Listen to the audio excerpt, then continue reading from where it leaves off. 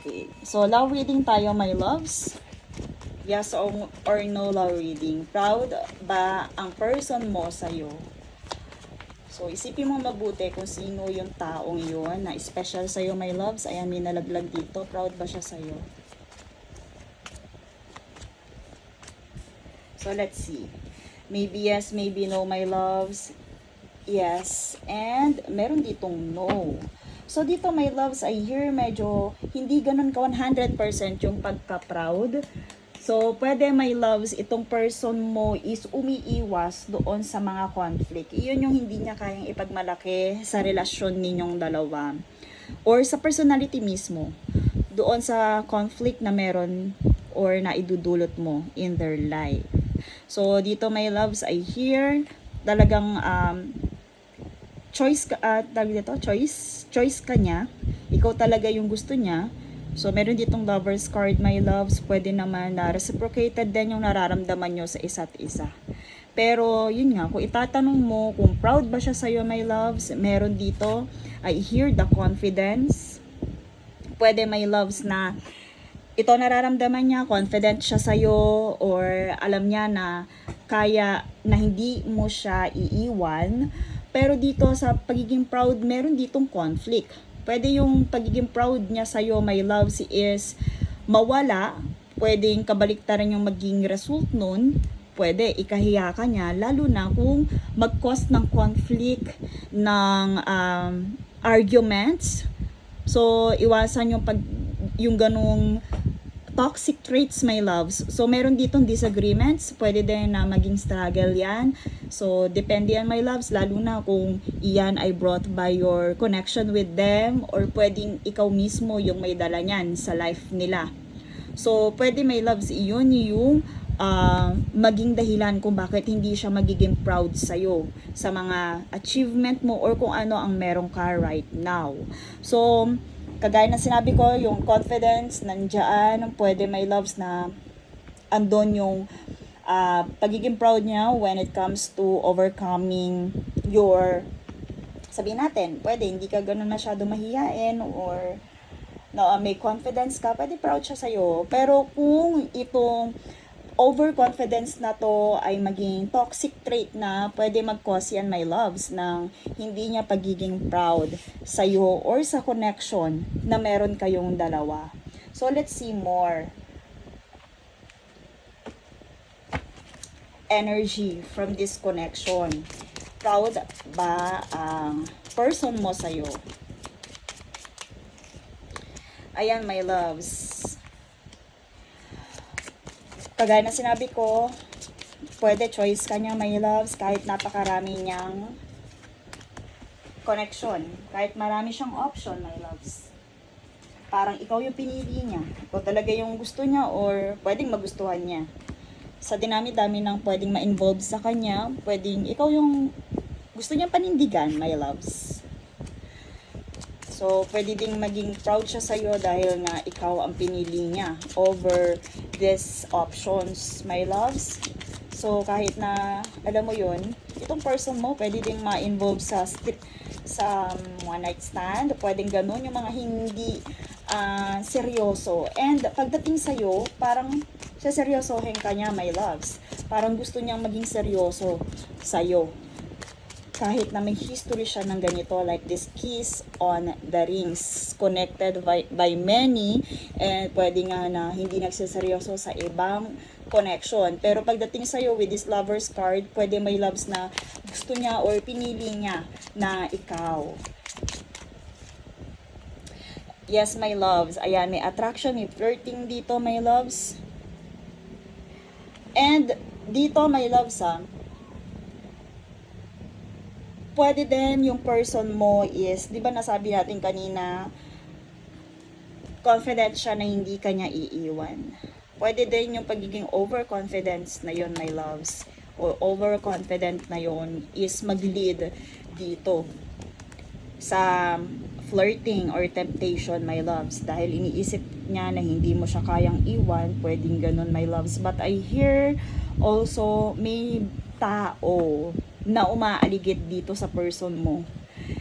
So, they are attracted, they want to hook up with them, my loves, na pwedeng cause ng third party interference.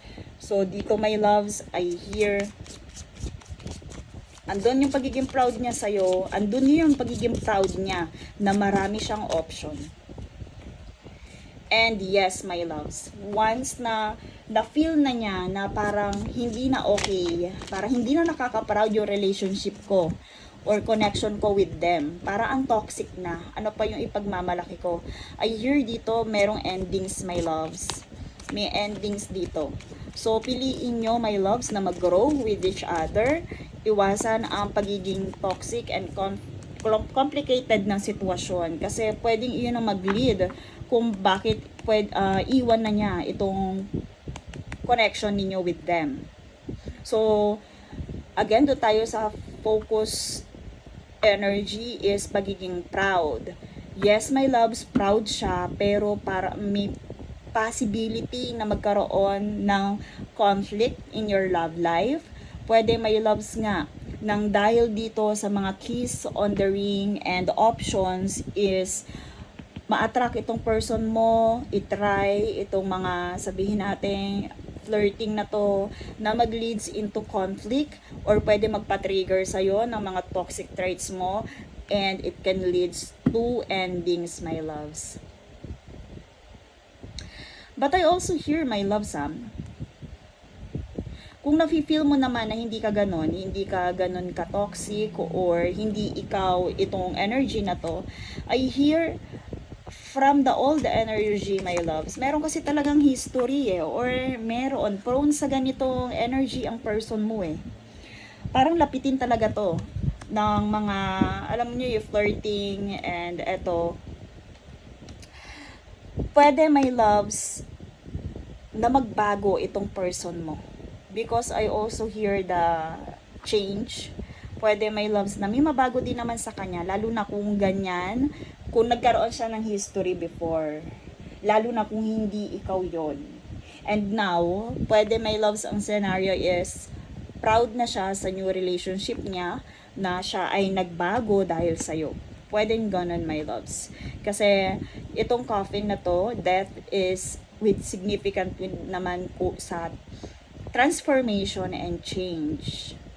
Basta, my loves, hindi nagmamanifest itong conflict and arguments. So, kung sa tingin mo wala naman kayong pinag-aawayan, hindi ka ganun ka-toxic na partner with them, andun, my loves, pa rin yung pagiging proud niya sa relationship ninyo, sa relationship and connection nyo with them, with your person. Ayan, attraction na naman. Dalawa yung attraction dito. You attract romantic love by enjoying this moment fully. So, gaya na nga ng sinabi ko, my loves, confidence. So, pwede, my loves, na mas maging proud pa sa'yo yung person mo at sa relationship nyo kung na-enjoy nyo dalawa yung mga bagay-bagay. Okay? Kumbaga, hindi ka masyadong nag-overthink. And dito, my loves, free yourself. Pwede nagsasarpas na itong mga pag-overthink. It's time for you to take back control of your life. Maging confident ka, my loves. Huwag ka masyado mag-overthink or kabahan kung ano man ang iniisip sa'yo ng person mo. Okay? So, i-enjoy and iwasan, my loves, yung codependency. Kasi yung codependency, pwedeng mag-lead yan into more toxic trait. Pwedeng ma-attract niyan yung mga hindi tama sa connection ninyong dalawa. So, addictions are affecting your romantic life. Pwede, my loves, na masyado ka nang nagre-relay doon sa person mo. Parang, alam mo yun, parang nape-pressure ka na and nag-overthink. So, i-avoid ang codependency. Pwede ding mag-lead yan into conflict, my loves. Trust, okay? You need to have trust in a relationship in order for it to flourish, my loves. So, kagaya nga ng tanong natin, proud naman siya sa'yo. And, eto, past life, my loves. I hear dito with the lover's card and past life. Pwede, my loves, talaga, fated yung connection ninyong dalawa. So, that's why nakakaramdam din yung person mo ng pagiging proud sa'yo, na parang masaya siya with your connection. Okay? So, iwasan lang my loves yung argument kasi pwede iyon yung mag-lead sa person mo ng pagiging parang discouraged or parang hindi, ano yun, hindi nakaka-proud na relationship. So, let's see. Last message. Ayan, tumalon my loves, may soulmate dito and keep the door open. So, this person is your soulmate. Your connection is sacred. Don't be so focused on a closed door that you don't see the ones which open for you. So, dito my loves, I hear you have to trust this connection. So, ano man nararamdaman mo, parang kung nararamdaman mo na parang kinahihiya ka ng person mo, my loves. So, i-confirm na dito, hindi kanya ikinahihiya unless hindi complicated yung inyong relationship. So, I hear na you need to open your mind, my loves, sa mga possibility na pwedeng mangyari, and ikaw mismo, maging proud ka din sa relationship nyo, my loves.